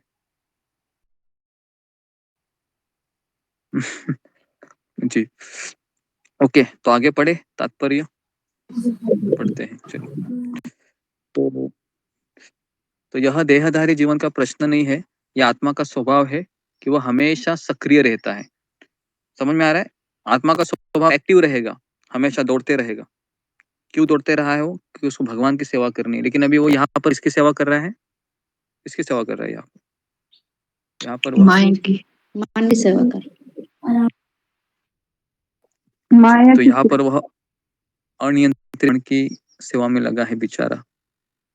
थक जाता है बेचारा सोच सोच के कि ऐसा है, क्यों हो रहा है, क्या करूं मैं, कोई मुझे समझ नहीं रहा है, कहाँ जाऊं मैं, है ना? मन में काफी सवाल आते हैं कभी कभी। क्या मेरा भविष्य है? जिनके लिए मैं समय दे रहा हूँ वही समझ नहीं रहे हैं, पता नहीं भविष्य में क्या होगा मेरा। तो ऐसा वो सोचते सोचते डिप्रेशन में जाता है। फिर सोचता है अभी मैं क्या करूं, डिप्रेशन में चला गया सोच के। फिर बोलते हैं पागल की तरह कर रहे हैं इसको, चलो अभी मनोवैज्ञानिक के पास दिखाते हैं। फिर वो गोली देता है और फिर वो दुनिया को बताते सोच घूमता है ना, कि ये देखो, है ना, मैं सोच सोच के कितना परेशान हो गया हूँ। कई कई लोग तो इतना सोचते हैं कि पागल हो जाते हो, पता है। तो इसके लिए ये आत्मा का रहना, एक्टिव रहना। हाँ, लेकिन वो एक्टिव किस में है? गलत गलत सोचने में एक्टिव है वो। कुछ हुआ नहीं है फिर भी माइंड बोलता है तेरा नहीं है, कुछ नहीं हो सकता तेरा, तो ऐसे ही जीते जी मर जाएगा। और फिर वो सोचता रहता है हाँ ऐसा ही है लगता है। फिर वो एक दिन सोचेगा, फिर वो 2 दिन सोचेगा, 3 दिन, 4 दिन, 7 दिन। 7 दिन के बाद तो वो सोचेगा सही में मेरा कोई नहीं है, अभी तो मैं कुछ तो करना चाहिए। समझ में आ रहा था? इस तरह से मन हमारे ऊपर हावी हो जाता है। तो इसके लिए जो व्यक्ति सत्संग नहीं करता है ना, वो आधा पागल ही है एक तरीके से, है ना? तो पागलपन के दौरे आते हैं तो फिर वो व्हाट्सएप लेके घूमता रहता है, या स्टेटस फेसबुक इंस्टाग्राम ट्विटर। क्यों लोग इतना यूज कर रहे हैं? क्योंकि पागलपन से राहत चाहिए ना। इसके लिए ट्विटर, इंस्टाग्राम, फेसबुक, यूट्यूब, इस पे फिर वो सोचता है कि ये मुझे राहत देगा। लेकिन जितना फेसबुक व्हाट्सएप पे घूमेंगे और उतना हम तकलीफ में आते हैं, पता है। फिर हम किसी की बात भी नहीं सुन सकते हो, तुरंत हम भूल जाते हैं। कितने लोगों का ये अनुभव है कि व्हाट्सएप स्टेटस ये सब चीज हम भूलते हैं, सामने वाला व्यक्ति क्या बोल के गया और फिर हम उसको बोलते हैं अरे क्या बोला तुम मुझे। अरे बोले कि 10 बार बोला, तुम सुनता क्यों नहीं है? सुनता नहीं हूँ, बोला कुछ। अरे मोबाइल छोड़ो हाथ से पहले, फिर मोबाइल हाथ में छोड़ते फिर बोलता है वो हाँ ये बोला है करके। तो अभी हमारा ये सिचुएशन है ना। हम सब लोग आधे पागल ही है एक तरीके से, क्योंकि ये मोबाइल इसकी बहुत बड़ी जड़ है। ठीक है, सबको हेवी हेवी तो नहीं हो रहा है आज का क्लास? नहीं गुरुजी। नहीं गुरुजी, अच्छा लग रहा है। ओके, तो आत्मा की अनुपस्थिति में भौतिक शरीर हिल भी नहीं सकता, है ना। आत्मा जैसे ही चला गया तो मेरे शरीर में कीड़े पड़ेंगे फिर, या फिर बास आने लगेगी, क्योंकि शरीर पता है कितना गंदा है। क्या लगता है सुबह ही शरीर से? हम्म, सब पता है ना क्या निकल है? कोई अच्छी चीज निकलती है? हम्म, कोई अच्छी चीज निकलती है क्या शरीर से? नहीं गुरुजी। गुरुजी। जी, एक बार एक रसगुल्ले ने आदमी से कहा कि मैं पहले कितना अच्छा था, मैं कितना मैं व्हाइट कलर का था, है ना, लेकिन जब से मैंने तुम्हारे साथ संग किया मेरा ये हाल हो गया है ना, क्या पीला कलर का स्टूल के रूप में मेरा हाल हो गया। तो देखो तुम इतना गंदा है, ऐसा वो रसगुल्ला बोलता है उसको। मैं पहला अच्छा था, तुमने मुझे स्वीकार किया, अभी देखो मेरा क्या हाल हुआ, है ना। तो हमारा शरीर इस तरह से, हमारे शरीर से कोई भी चीज अच्छी नहीं है, आप सबको पता है, हमको भी पता है ना। कानों से क्या निकलता है? खुशबू निकलती है, नाक से खुशबू निकलती है, आंखों से खुशबू निकल रही है, मुंह से खुशबू निकलती है। सोचिए जरा, खुशबू कहाँ से नहीं निकल रही है, सब जगह पर गंदगी लगी। फिर हम परफ्यूम लगाते करके, पर एकदम सुगंध आना चाहिए, है ना। तो इस तरीके से ये तो बेसिक भौतिक शरीर है, ये एक मृत वाहन के समान है, आत्मा के द्वारा शरीर होता है, क्योंकि आत्मा सदैव गतिशील रहता है, एक्टिव रहता है हमेशा, वो एक क्षण के लिए भी रुक नहीं सकता है, बराबर है। जी, एक क्षण के लिए भी रुक नहीं सकता है, हमेशा एक्टिव रहता है, अन्यथा वह माया द्वारा शासित कार्य में प्रवृत्त होता रहेगा। तो इसके लिए आत्मा को कृष्ण भावना में लगाना चाहिए। जो व्यक्ति कृष्ण भावना में नहीं लगाएगा तो फिर वो आत्मा कहाँ जाएगा? माया में जाएगा। माया के अलग अलग जो खास करके जो अलग अलग उसके विषय होते हैं ना, उसमें लगा रहेगा। तो माया के संसर्ग में आकर आत्मा भौतिक गुण प्राप्त कर लेता है। वेरी इसको लिखिए जरा। जी, अच्छा वाला प्रभु बताइए, माया के संसर्ग में आकर आत्मा भौतिक गुण प्राप्त कर लेता है। जी, तो माया का संपर्क का अर्थ क्या है यहाँ पर? माया के संपर्क में आके, हाँ, माया तो माया ही गुरु जी, भौतिक गुण प्राप्त करेगा जो हमारे मन में, क्योंकि एक्चुअली गुरु जी मैं सोचा था कि आत्मा तो शुद्ध है पर हमारा मन ही खराब है, मन करता है ना, ये मन ही तो खराब है, सारे जड़ मुसीबत की जड़ मन ही है हमारा। बुद्धि को भी भ्रमित कर देता है, आत्मा को भी भ्रमित कर देता है, सबको भ्रमित कर देता है। जो जी जी जी जी जी तो माया चारों तरफ माया बराबर है आपका। जी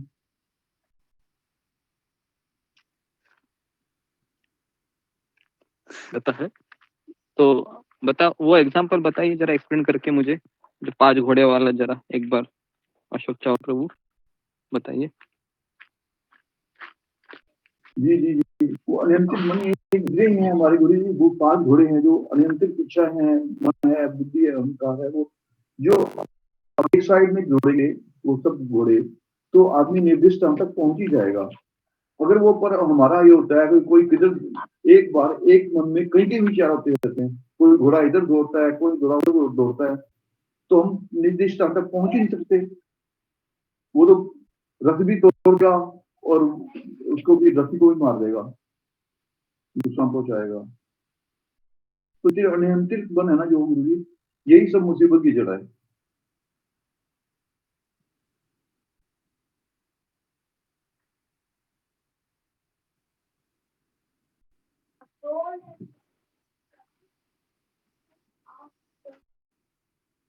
ओके जी,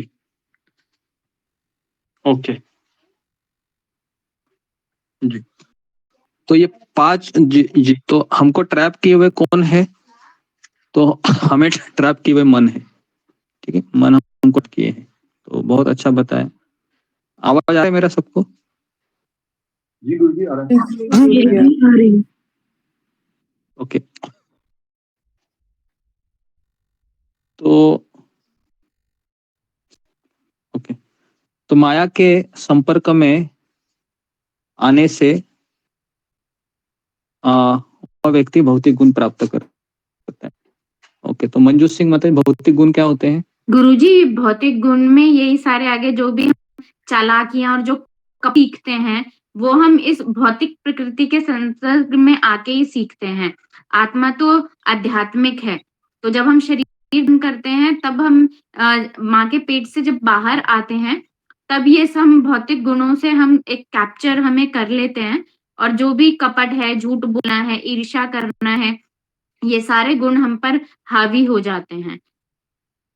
हरे कृष्णा गुरुजी, हम अपने मन की ही सुनते हैं और जो है अपनी जो आत्मा का जो धर्म है, भगवान से मिलना है, वो सब हम भूल जाते हैं कि हमने भगवान से क्या वादा किया था कि हम जो है जब ये मनुष्य का शरीर मिलेगा तो हम आपके धाम वापस आने के लिए हम अपने सारे प्रयास करेंगे। पर वो सब भूल जाते हैं और हम इस भौतिक प्रकृति के माया जाल में उलझे रह जाते हैं और अपनी इंद्रिय तृप्ति करते रहते हैं और शरीर धारण करते रहते हैं। हरे कृष्णा गुरुजी, दंडवत प्रणाम। ओके जी। हाँ जी, ओके, वेरी गुड। तो आप सबको अभी इतना तो पता चला है कि माया क्या होती है, माया का आकर्षण क्या होता है। तो आत्मा को ऐसे आकर्षणों से शुद्ध करने के लिए शास्त्रों के द्वारा अधिष्ट कर्मों से इसे संलग्न रखना चाहिए। जी, तो इसको अंडरलाइन कीजिए सब लोग कि आत्मा को इस आकर्षण से कैसे शुद्ध करे। तो अंडरलाइन कीजिए कि शास्त्रों के द्वारा जो निर्देशित कर्म है उसको स्वीकार करना चाहिए। ओके,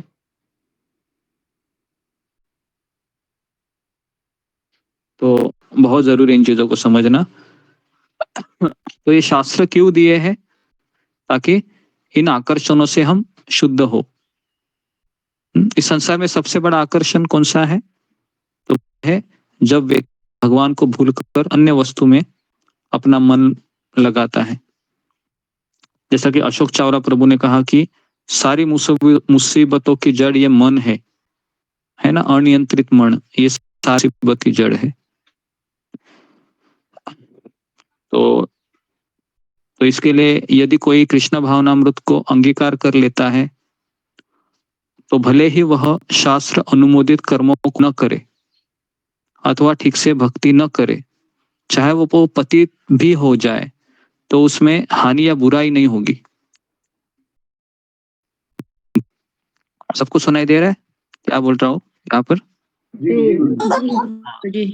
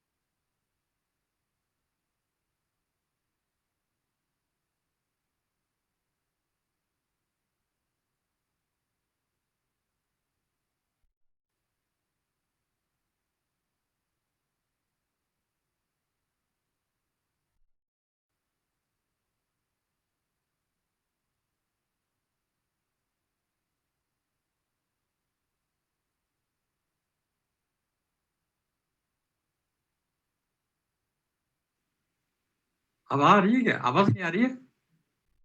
नहीं प्रभु जी, नहीं आ रही। गुरुजी लेफ्ट होना। गुरुजी लेफ्ट।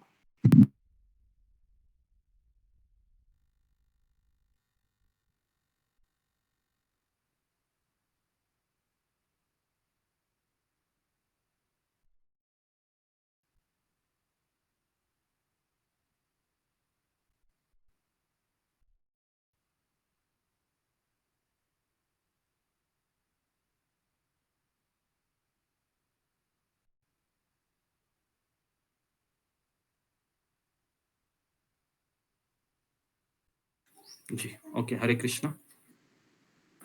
तो जी, तो अभी मैंने ये कहा आपको कि अगर वह शास्त्र अनुमोदित सारे कार्य करेगा और कृष्ण भावना भावित न होके सारे कार्य अगर वो ना करेगा, भक्ति नहीं करेगा, लेकिन शास्त्रों में जो लिखा है ना कि ये करने से ये मिलेगा, वो करने से वो मिलेगा, अच्छा इंसान बनना चाहिए, नॉनवेज छोड़ना चाहिए, लेकिन भक्ति नहीं करेगा, तो ये है कि कोई इसका फायदा नहीं है।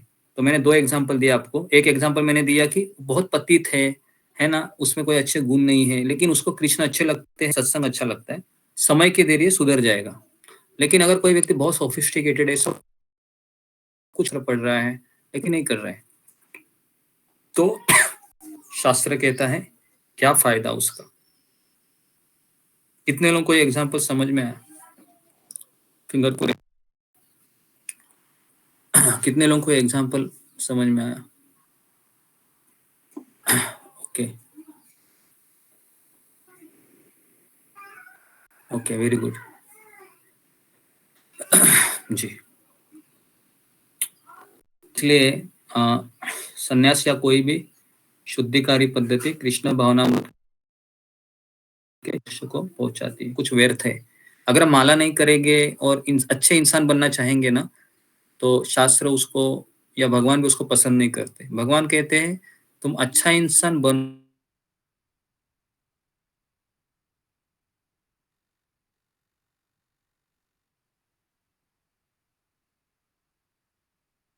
अच्छा इंसान भी मैं बनाऊंगा, लेकिन तुम पहले तुम्हारा हृदय मुझे दे दो। तो भगवान का ये कहना है।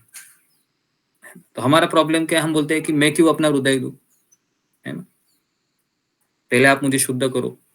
ऐसा नहीं होता है ना, पहले आप अपनों को मुझे दे दो, फिर मैं बाकी का चीज करता हूँ। ओके, तो मैंने 4 और 5 लोग कवर किए हैं। तो किसी का कुछ प्रश्न है तो फिंगर को रेज कीजिए। सब लोग अपना हाथ है वो निकाल दीजिए। तो आज का आपको ये कैसा लगा? आज का क्लास कुछ समझ में आया? बहुत अच्छा, बहुत अच्छा लगा, बहुत अच्छा लगा। हरे कृष्ण गुरु। जी, तो किसका प्रश्न है? फिंगर को रेज कीजिए। आज कुछ प्रश्न उत्तर नहीं लिए मैं ही बोलता गया, मुझे भी पता नहीं चला। जी ओके, तो जरा हैंड को ये करो, कुछ नहीं है, आप देखो। जी, अशोक चावला प्रभु, आपका कोई सवाल है? पहले आपसे शुरू करते हैं। नहीं गुरु जी, सवाल नहीं है मेरा। मैं मन के बारे में कहना चाहता हूँ कुछ। हाँ, कि मन में ऐसे विचार आते हैं, कई बार आंखें खुली होती है आदमी की, तो जा रहा है सड़क पे, देख रहा है सामने, मन में विचार ऐसे आते हैं, खंबे से टकरा जाता है, पोल से टकरा जाता है आदमी, और इसमें कोई निष्कर्ष नहीं निकलता। इतनी उलझने होती है मन में, उसका कोई निष्कर्ष नहीं निकलता। तो करूंगा नथिंग, जहां था वहां है। तो मन को नियंत्रित करने के लिए हमें गुरु आश्रय तो बहुत जरूरी है, इसको ठीक मार्गदर्शन जरूरी है। जी जी, एक मूवी आई थी, है ना, 1996-97 में, दिल तो पागल है करके, पता है आपको? तो बस उसको दिल को निकालना है और डालना है ना। एक्चुअली दिल पागल नहीं है, हमारा मन पागल है। तो ऐसी मूवी बनानी चाहिए। मन तो पागल है, एक्चुअली हमारा मन ही पागल है। सबसे बड़े पागल इंसान के साथ रह रहे।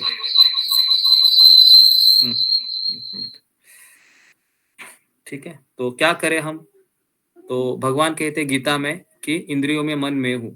तो बेसिकली मन के जितने भी नियंत्रण है ना, ये सब केशव के हाथ में है, माधव के हाथ में, गोविंद के हाथ में है। जब तक वो आप हमारे प्रयास से खुश नहीं होंगे, तब तक वह ऐसा ही हमको, है ना, या जब तक हम अपने सारे हथियार गिरा नहीं देते। पता है, जब किसी को हैंड्स अप करते हैं ऐसे, तो क्या करता है? हथियार गिरा देता है ना।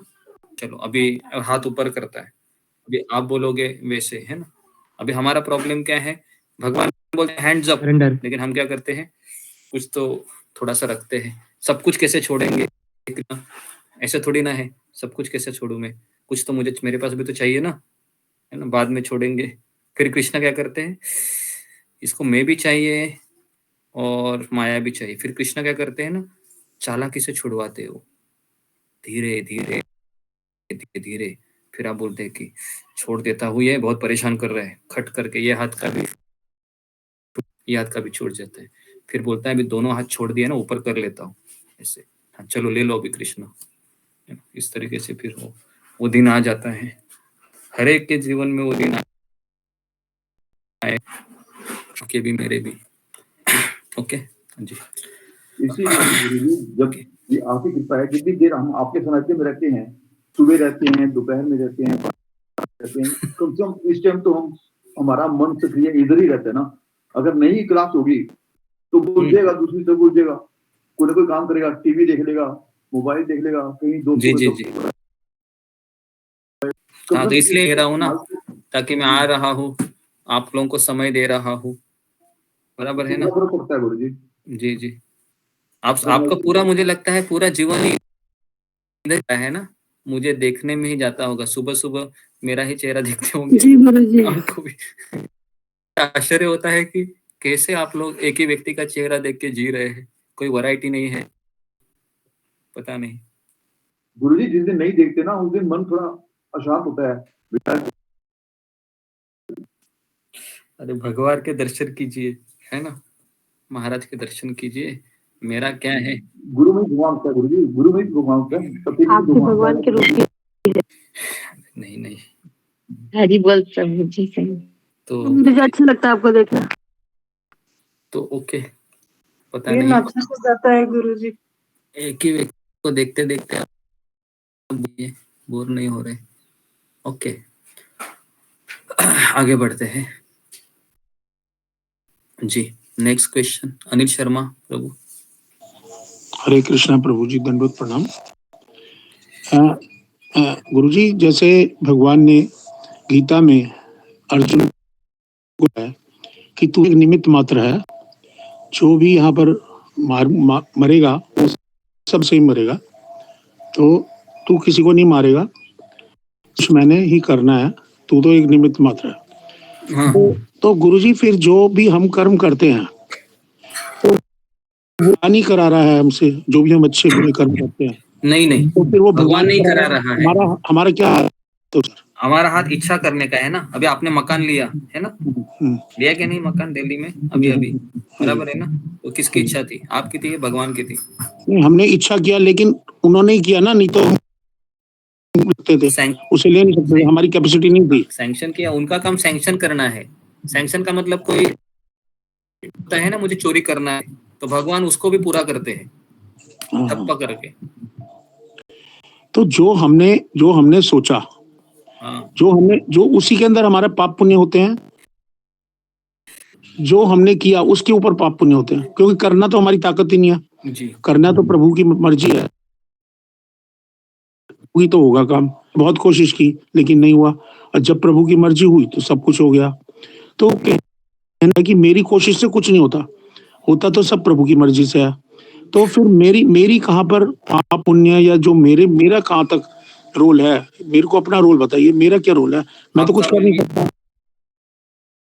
रोल क्या, इच्छा करने का हमारा रोल है, यहाँ तक ही सीमित है। हम सभी लोग इच्छा किया ही है ना, मकान लेना है, हाँ, ये इच्छा भी की और कोशिश भी की, इच्छा भी की, कोशिश भी की। हाँ, तो वही रोल है, इच्छा किया और कोशिश किया, है ना। बाकी सब भगवान ने दे दिया। कई लोग हैं मकान लेने की सोच सबका नहीं होता है ना, नहीं होता गुरुजी, वो तो बाई चांस मेरा पता नहीं कैसे आपकी कृपा से हो गया, नहीं तो पॉसिबल, बिल्कुल पॉसिबल नहीं है। वो जो चीज हुआ है वो बिल्कुल पॉसिबल नहीं है। हाँ, बस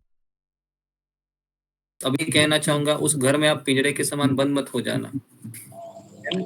हाँ प्रभु जी, वो तो है। और वैसे इस्कॉन वाले आए थे, उन्होंने हमारे सत्संग, और हर महीने आएंगे, वो हर महीने आके